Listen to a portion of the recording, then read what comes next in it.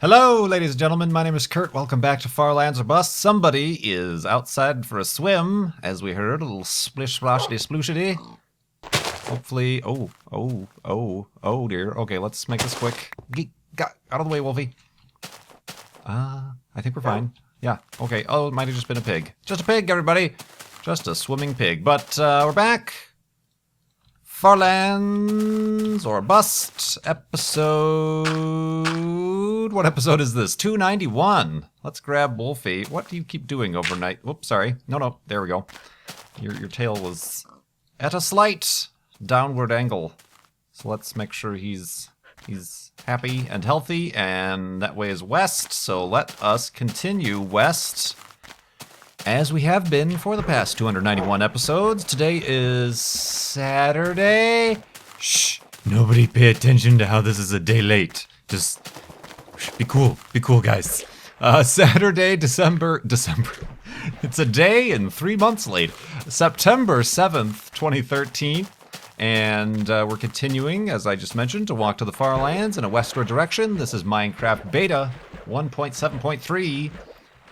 So that is that should answer a lot of your questions if you're new, wondering where the XP bar or the hunger bar, or hey, you have an enchanted sword. No, I don't. It's just a different color. I like the deeper blue, the azure, if you will. Is that blue? Azure? Sure, why not?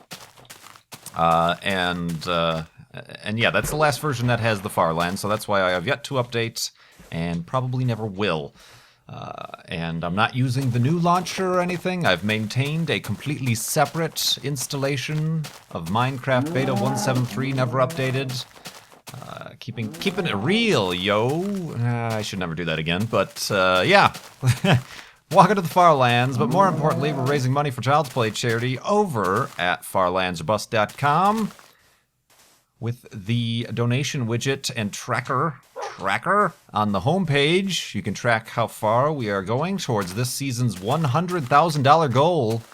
And I can give you an update right now before I recorded this episode. Oh, that was weird. Before I recorded this episode, we are at $43,608.11. So almost halfway there, guys.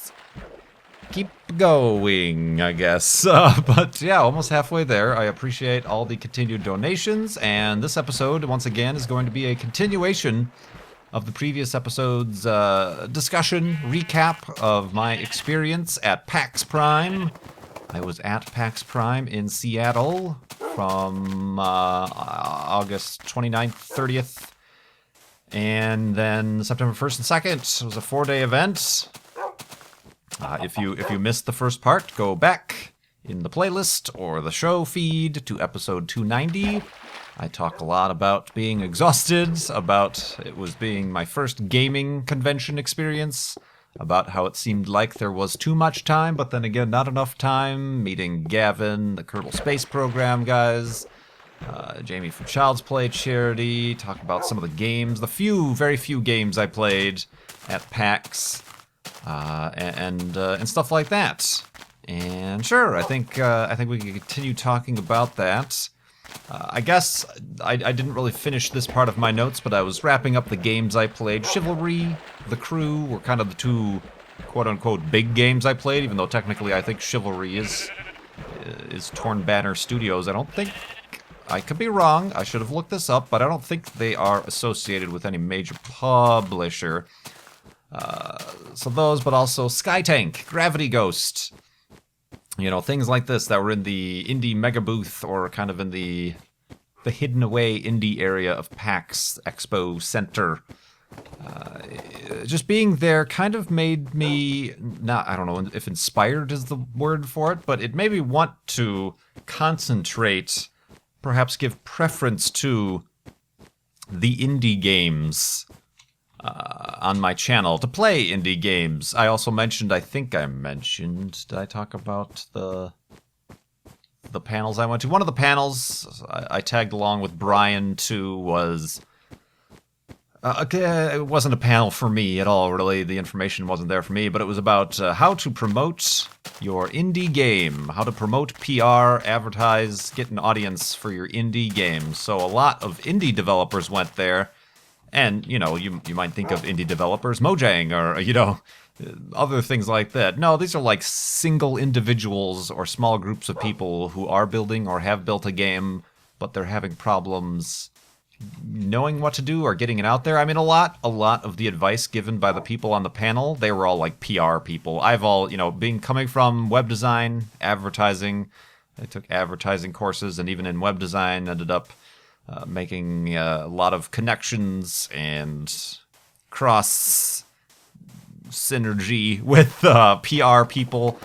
Maybe not my favorite type of person in the world, just they are the type of person with the fancy pants lingo and guerrilla marketing and weird terms. It takes a certain personality, I suppose, and that's fine if it works, I suppose, but not my personal... Oh, haba!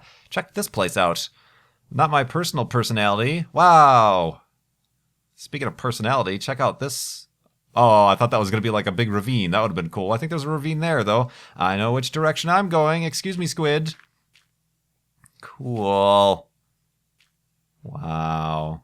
It's Combat Canyon. Ah, Wolfie. So there was a lot of that, and it was all about, brand, you know, find your brand identity, and brand, not only just the name, but do you want to be jokey and funny on Twitter and with your copy, or do you want to be serious? Do you want to sound friendly to your people you're trying to attract and interact with? You know, whatever. All stuff I've really heard before. But it did seem like indie developers have a tough time, and I'm not saying I am the nature's gift to indie developers by playing their games. I'm going to cure what ails them, but it seemed like, at least in the panel, there was a rather distinct lack of mention of maybe you should try to partner with or offer an indie, not an indie, but this is a terrible idea. Why am I doing this? A YouTuber who can play and market your game. Yeah, this doesn't go anywhere. Never mind. Change my mind. Hi. You know, there was no mention of that until Brian, Lorgon111, went up, and that was great, and asked the question about, hey, I'm a YouTuber, and, you know, I think he had an ulterior motive to be asking this question, but that's fine. You know, he asked, what do you guys, as the professional PR people, think of utilizing the community of YouTube Let's Players and content producers who need content, obviously. Oh god, Wolfie, don't spawn on this one block and push me off. Okay, good. Yep, let's stay right there. You know, partnering with them, because we need unique games and content, but we also already have an audience. I mean, somebody like Brian, Lorgon111, he has like almost, I think, is coming up on 9,000 subscribers. That's 9,000 people that didn't know about your game beforehand. And again, if there's a larger channel, you're able to get your game posted on it. You know, like myself, I think I just passed 275,000, which is pretty crazy just for me to think about. But, you know, there's an audience there that can help. You know, maybe these indie developers, single people, they don't need to recoup gigantic budgets, so maybe finding 5,000 people who want to buy your game is all they really need to end up in the black, as far as a successful game that they would consider. So that kind of came up. So this whole thing, basically, in a roundabout way, I'm trying to get to that. Even in the convention hall, the indie mega booth and kind of the indie areas, not that obviously they don't have the big budgets to have a giant Bethesda wall of, you know, booths and crazy signs and giant statues and things, and they don't have, you know, multi-monitor screens and very enthusiastic announcer people to be profiling their games, but they seem to be kind of shoved in a corner, is what it seemed. And people said that at PAX East it was a lot better laid out, and there was more room, more elbow room to check out all the indie games. But you know, I feel like YouTube is a place where we can make up for that, and it'd be really cool to find a lot of cool games. I mean, most all of the awesome games I've played have been the indie games. The one, even if it's not an entire series, but the one-off kind of first impressions. This thing looks cool and has X, Y, and Z that are relevant to my interests, so let's play it. Like Proteus or Cairo or Teleglitch. Games like these that, or that one Slower Speed of Light, that's not even a game where they're trying to make money on. It's just kind of a tech demo type of thing. So I'm not saying, I'm not changing anything. I've already been playing a lot of these indie games. I'm not like declaring no more other games, just indie games from here on out. But it inspired me. Being at PAX, if coming away from PAX gave me any sort of YouTube inspiration, it would be that. Let's go to sleep before we die.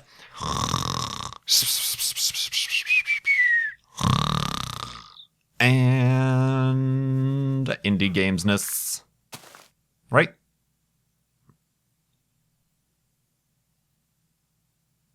Sure. Oh, dang it.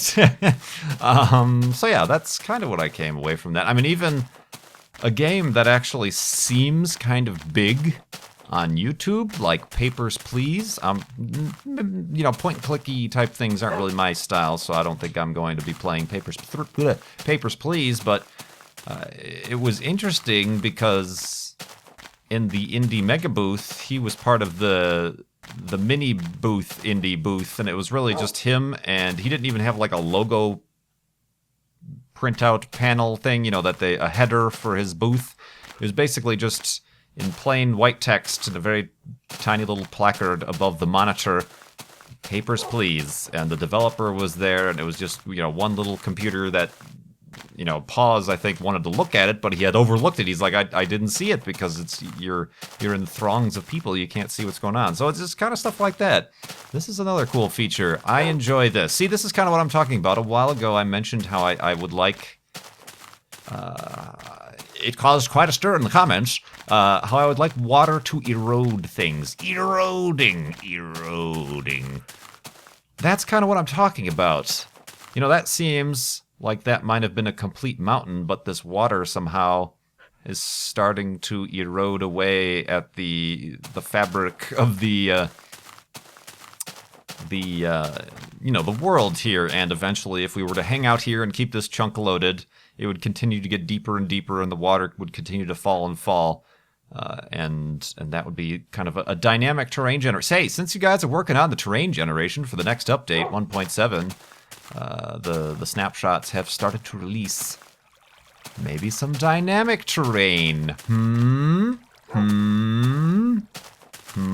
a lot of people threw around ideas that, that would cause a lot of griefing or whatever, and obviously there would have to be, the way I'm thinking about it, rules.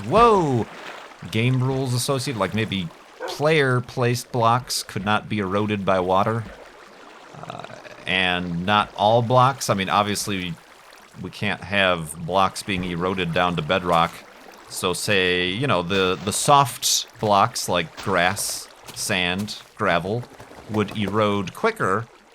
And then when it got down to actual stone, I think it would still be cool if stone eroded, but maybe it took 4 times as long over a period of time as opposed to the dirt or sand that eroded on top of it. Does that make sense? Oh, cool. This is like, just pretend there's some sort of connection underground. It would have to be like, there would have to be water pressure for the water to like go up, but cool. This is a neat little area. That's it. Not going to Forelands. Setting up a house here. But yeah, that's what I mean, even this looks like it's eroding. It's kind of going down, and once... Careful, Wolfie! Once it just starts dropping vertically, it's not going to erode on the side. So it's just things underneath and stuff like that. And slowly it would stop because it would get down to 1 block, and you really can't just keep eroding straight down 1 block. It has to be like flowing water. I could make this video game myself. No, I couldn't. I don't know anything about programming. Indeed, I know about marketing an indie game, though. No. So yeah, anyway, back to PAX. that was basically my thoughts on that. And anyway, other things in addition to panels and booths and things, I went to, there were some tournaments. Kind of hard to find were the tournaments. Hey, sit. And they were in an annex away from the main expo hall, like across the street. There was an app with maps and things like that, but it was a little bit difficult to follow, I guess, if you didn't know the area or the different buildings. But there was an annex, and there was like 3 different floors of just rows of computers, or I think a few of the rows were for console games and stuff like that. But they had a Kerbal Space Program competition, and I think the competition... Hi. Good job. Yoink. Woof woof. They're communicating. The Kerbal Space Program competition, it's like a 3-hour time slot they had, but I think you had to sign up about like a half hour beforehand. I did not do such a thing, and I don't know that I would have wanted. It would have been fun to participate, but, you know, once again, my thing, not enough time to do all the things you want to do.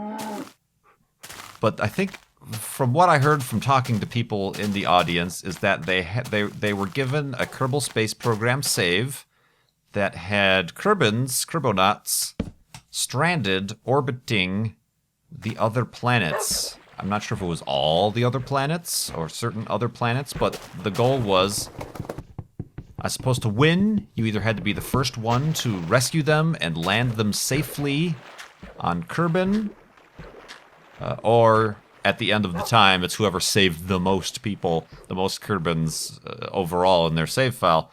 And went there, kind of checked it out. I thought I heard that the KSP guys were going to be there, but I think they were arriving that day. This was Friday, the first day of the PAX. So maybe they weren't there yet, but I missed them. But the problem, I think, was there wasn't really any good place to observe these things.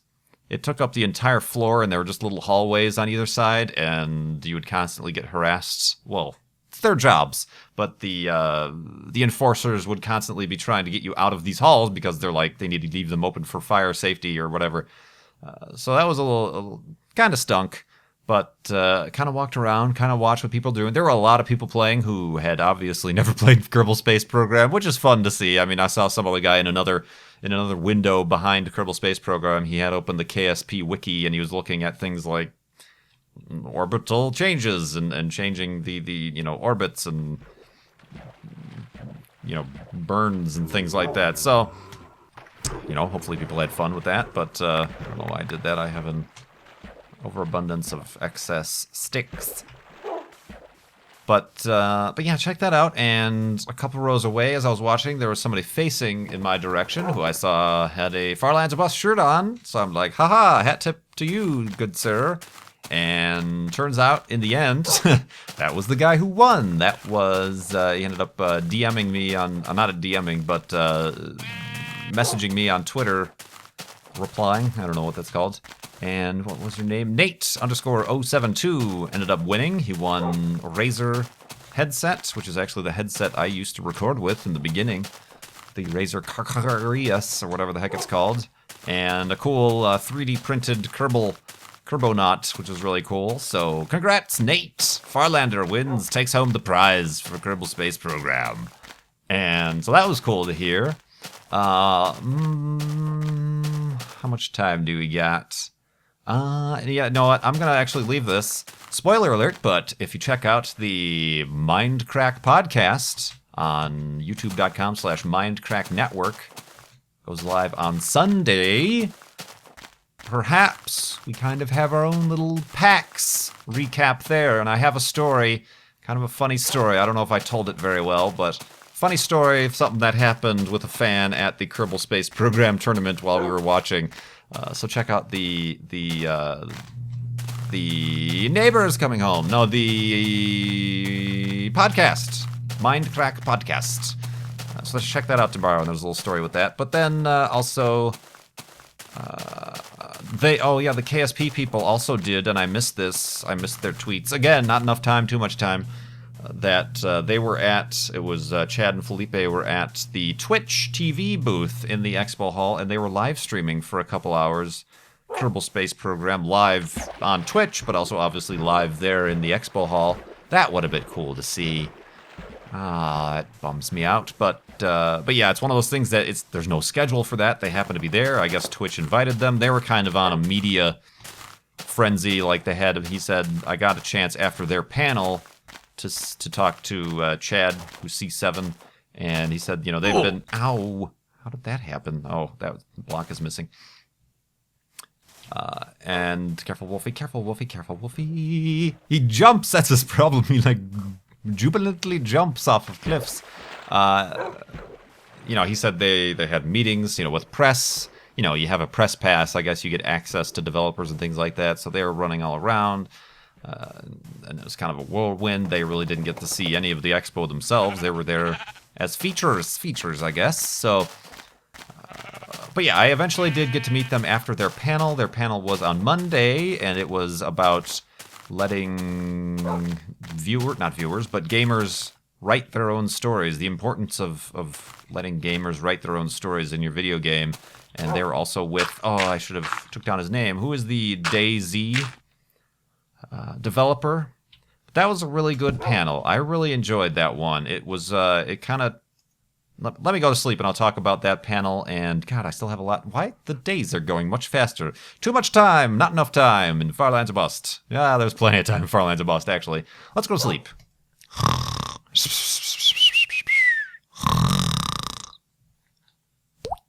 Oh, sort of. And awakeness. And a bloopness. But that panel was really good, and it got me to think about what type of games I enjoy playing, and they're really concentrating on the open world games, the games that don't have a specific linear narrative that pin you down. I mean, Mindcraft would have been a great thing for that. But it got me to thinking, somebody made the DayZ, which is why I wanted to remember his name, but I forgot, developer, was talking about how it really comes down to storytelling, around the campfire, as we were the cavemen or whatever, chalk drawings on the wall. It's the storytelling that kind of drives these games. It's in Kerbal Space Program, having to run to your friends and say, oh, this one time I got all the way to the moon and I landed, but then my leg broke and they spun and I had to send a rescue mission. I mean, that was really the main thesis, I suppose, of that panel, is the storytelling. And the DayZ developer had a really cool point he made about, these stories. Some people might criticize, well, that happened in a video game. That's not real.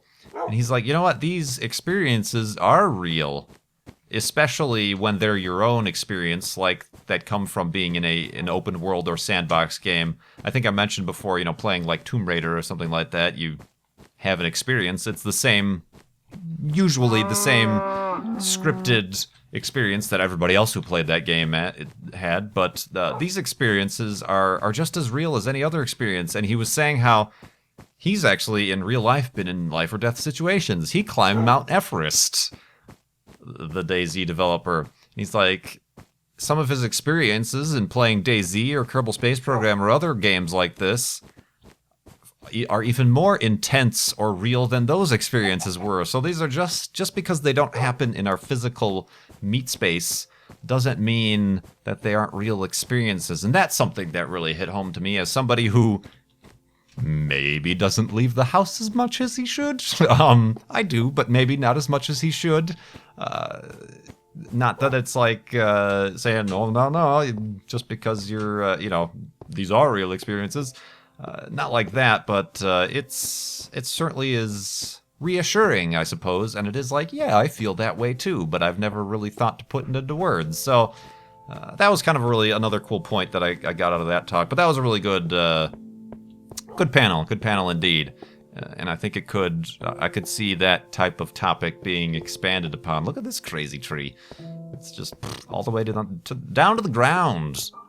Down to the ground. Oh, that's why it's actually a little bit underneath there. Ha! Pretty funny. It was hilarious. It's the funniest thing I've seen all day. But, so yeah, did that. So I did meet the KSP guys after that. Got in touch with their speaking of PR guys, got in touch with their new PR guy who's actually based in Chicago as well. So Definitely traded business cards there. And I don't know, hopefully maybe we'll be able to meet up or something like that. Talk about Kerbal Space Program and video games and YouTube or something like that. Who knows? Speaking of not leaving the house enough. So we had that. And then I guess let me talk about the Mindcrack meetup on Sunday. I know I mentioned and many people asked over and over again, oh, are you going to have a meetup? Are you going to have a meetup outside because I can't go to PAX, but I live in the area, blah, blah, blah. It was still a little bit last minute, but that was kind of the thing. I mentioned it would happen. I'm like, you got to watch our Twitters and things like that. Myself, Paz, and Good, and Jay Sano would watch our Twitters. And you know, we might, the day of, say, hey, let's everybody just, if you want to meet, we will be here. And kind of what happened, a little bit more planning than that, but we found a cool area to scope out, and we had a meetup one evening. And it went very well. It was one of those things, I'm not sure. Oh, spawner. Well, don't go down there, Wolfie. Yeah, have a seat. Well done. Oh, it's a skeleton spawner. I don't know if this is worth it. What? Oh god, I think I just gave him a way up. No. Whoop. Oh, they don't pathfind. Haha, you guys are dumb. What if I do this and try not to burn myself? Although that might... Oh, yeah, the lava doesn't go away as fast as it does in the current game. So I think I may have... Ooh, first of all, that might update some of this... Oh, it might update some of the sand and I might fall in. Okay, well, this spawner is now inaccessible to us.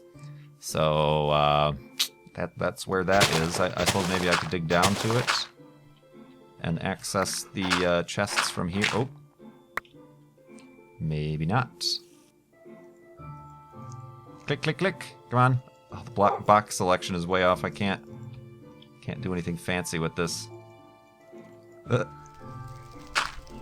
Okay. Oh, stuff is on fire now. Okay. Let's just entomb them into a fiery death for the rest of eternity. Make sure Wolfie doesn't fall down there either. And grab him and just move on. Let's just move on. Let's talk about the Mindcrack meetup. Forget that ever happened. No, Wolfie, come this way. See, good thing I covered that up. Mindcrack meetup went well. It's hard to say, like, from the response on Twitter and even the people we were running into at PAX who said they would also attend, even though they had already met us, I felt like it met my expectations, but it's, you know, I'm always expecting, oh, maybe like 10 people will show up and it's all the people we've seen already, you know, something like that.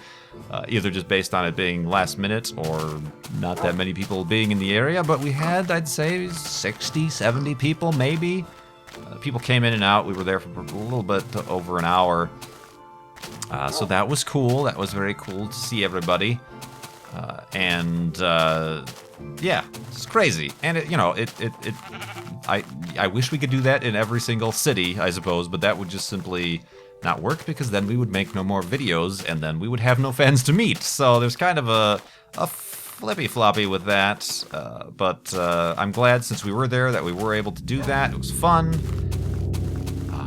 Nerve-wracking, as always, but I think it worked out. I think I'm getting a little bit better at that. Not PAX, Minecon Paris was a new experience. So I think every time getting a little bit used to it. Not that I want to get used to it. Not that I want to be like, haha, let's sign autographs because I'm awesome.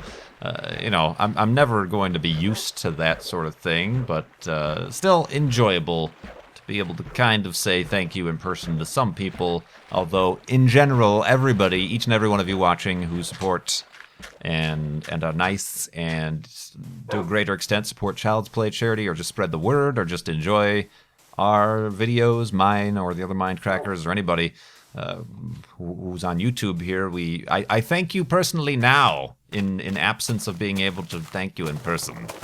So that's always cool. But I needed to thank a few people who I didn't even think this was a possibility, who brought things for us and for me.